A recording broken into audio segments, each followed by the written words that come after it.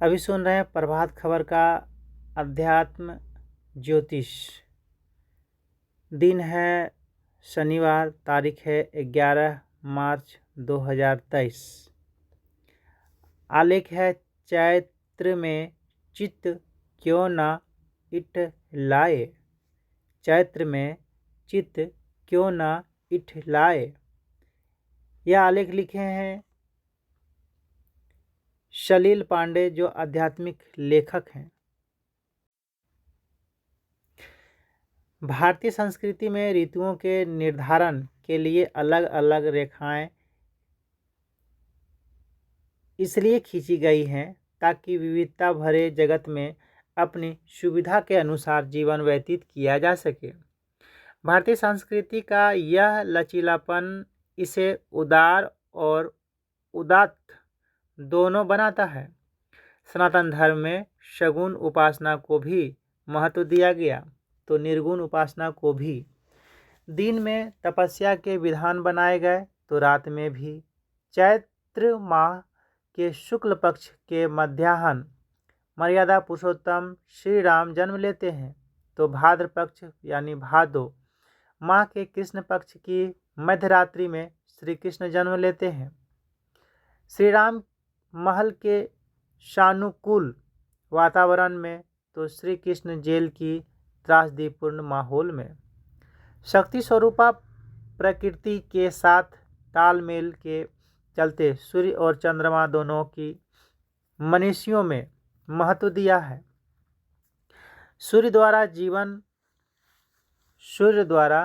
जीवन को ऊर्जा और गति प्राप्त होती है तो चंद्रमा को औषधीय की संज्ञा दी गई ताकि गतिशील बनी रहे। इन्हीं कारणों से सौरमास एवं चंद्रमास का विधान है। सूर्य की संक्रांति का महत्व है तो चंद्रमा की गति का ज्योतिषीय दृष्टि से महत्व है। चैत्र माह सूर्य के मीन राशि में आने पर वसंत की ऋतु शुरुआत होती है, जबकि चंद्रमास की दृष्टि से तीज त्योहारों का निर्धारण होता है। उत्तरायण एवं दक्षिणायन का निर्धारण सूर्य से होता है।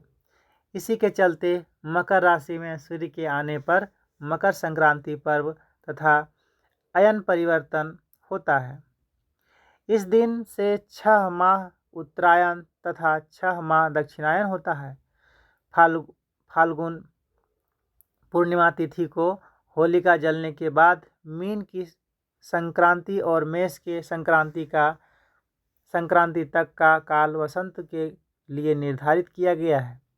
वसंत ऋतु के इस मौसम में अनेक पर्वों की व्यवस्था मनुष्य को ग्रीष्म ऋतु की विभीषिका झेलने के लिए मानसिक तथा शारीरिक रूप से तैयार करने के लिए, ताकि सूर्य की भयावह किरणें धरती पर पड़ें तो उसका सामना किया जा सके। बदलाव के इस मौसम में चैत्र माह के कृष्ण पक्ष की अष्टमी तिथि को शीतला माता की पूजा के माध्यम से चेचक से बचाव, सजग तथा सतर्क रहने के लिए किया गया है। इसमें खासकर बच्चे ज़्यादा प्रभावित इसलिए होते हैं क्योंकि वे सुकोमल होते हैं और संक्रमण की चपेट में जल्दी आ जाते हैं। आगे चलकर चैत्र शुक्ल पक्ष की प्रतिपदा से वासंतिक नवरात्र का महापर्व शुरू हो जाता है। इस महापर्व में विधि पूर्वक जीवन जीने का अभ्यास करना पड़ता है।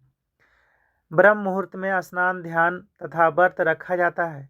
शारीरिक दृष्टि से यदि देखा जाए तो जब व्यक्ति व्रत करता है तो फलाहार करता है। शरीर के आंतरिक अवयवों यानी पाचन तंत्र को विश्राम तथा विराम मिल जाता है। मार्ग में तेज दौड़ता व्यक्ति यदि कुछ क्षणों के लिए विश्राम कर लेता है तो उसके आगे पुनः दौड़ने की क्षमता बढ़ जाती है। रात में सोने पर शरीर को जो विश्राम मिलता है उसी के चलते आगे दिन कार्य की क्षमता प्राप्त होती है। इसलिए दुर्गा सप्तशती में या देवी सर्वभूतेषु निद्रारूपायण संस्थिता के श्लोक के जरिए उत्तम नींद की प्रार्थना की गई है। स्वास्थ्य विज्ञान के अनुसार भी व्रत के दौरान मस्तिष्क के तमाम रसायनों को जब भोजन पचाने से मुक्ति मिलती है तो वही रसायन आकाश, वायु आदि में प्रवाहित तरंगों की शक्तियों को अवशोषित कर शरीर में संग्रह करता है, जो तन के साथ मन को भी हष्ट पुष्ट करता है।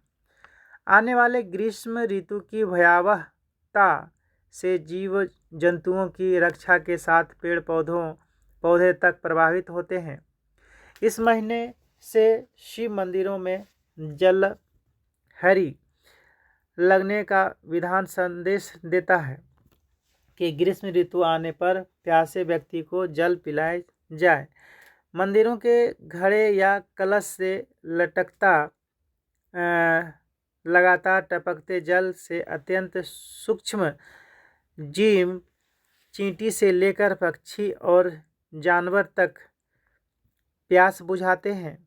ऋषियों ने जिस वसुधैव कुटुंबकम का मंत्र दिया वह प्रकृति के हर जीवों तथा जड़ पदार्थों तक को परिवार मानने के लिए है।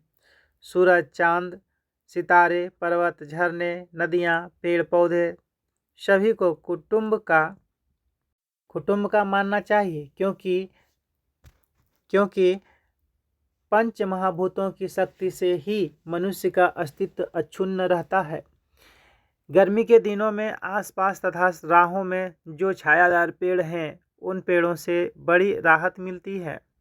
मार्ग में जा रहा पथिक जब सूर्य की तेज किरणों को बर्दाश्त नहीं कर पाता है तब वह इन पेड़ों की छाया में विश्राम लेता है।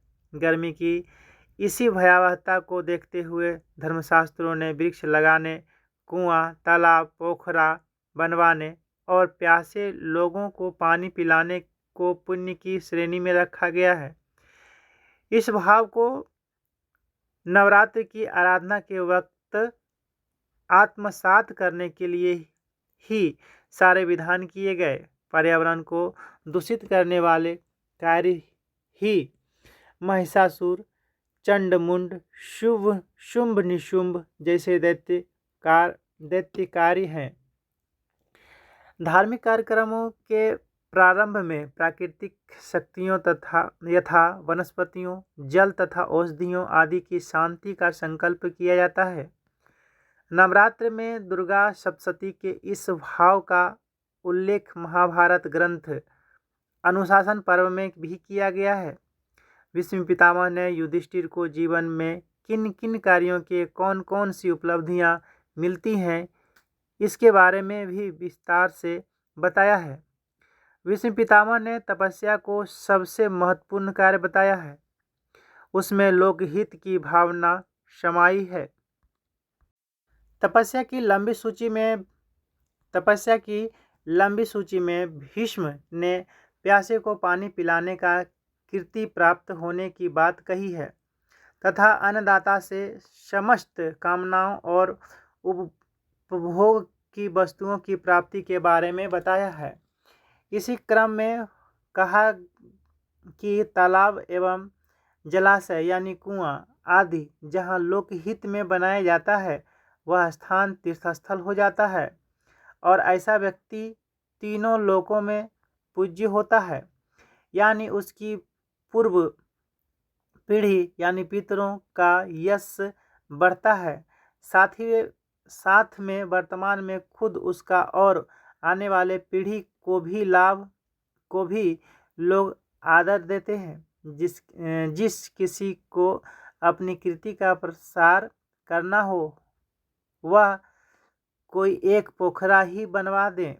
इसका आश्रय देवता, मनुष्य, गंधर्व, पीतर, नाग तथा समस्त अस्थावर प्राणी लेते हैं। भीष्म ने कहा कि जिस व्यक्ति द्वारा बनाए गए पोखरे में बरसात के मौसम तक पानी रहता है उसे अग्निहोत्र यज्ञ का लाभ मिलता है।